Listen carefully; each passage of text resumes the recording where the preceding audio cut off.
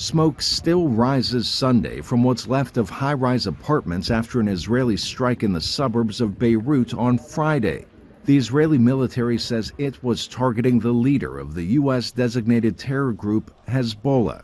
The group on Saturday confirmed the death of its leader, Hassan Nasrallah.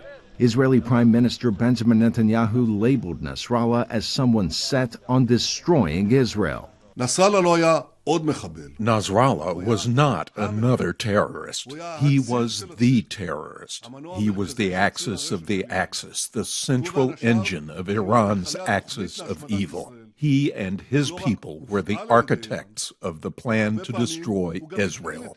Meanwhile, Hezbollah's biggest backer, Iran, raised a black flag atop the Imam Reza's shrine following Nasrallah's death. The sign of mourning came as Hezbollah issued a statement saying Nasrallah joined his fellow martyrs, while vowing to, quote, continue holy war against the enemy and in support of Palestine. As hundreds of families now sleep in the Beirut streets, joining what the Lebanese government says are 1 million displaced people, the Israel Defense Forces released a series of videos claiming to show strikes against dozens of Hezbollah targets in Lebanon. Israel says it warned civilians to get out of the way, but the country's leader blasted Israel's offensive. Unfortunately, the law of the jungle that controls the world has made the Israeli enemy stall all efforts for a ceasefire and continue its war against Lebanon because it does not care about the law or international legitimacy.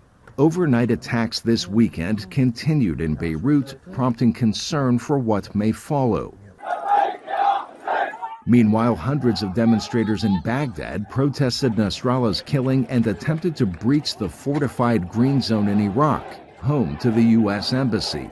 We're watching this very, very closely to see how, if and how, Hezbollah and or Iran may react, as well as the militia groups in Iraq and Syria.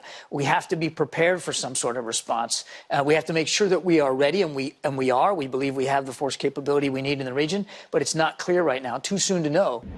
Lebanon's health ministry reports more than 1,000 Lebanese dead and 6,000 wounded in the past 2 weeks. Arash, Arabasadi, VOA News.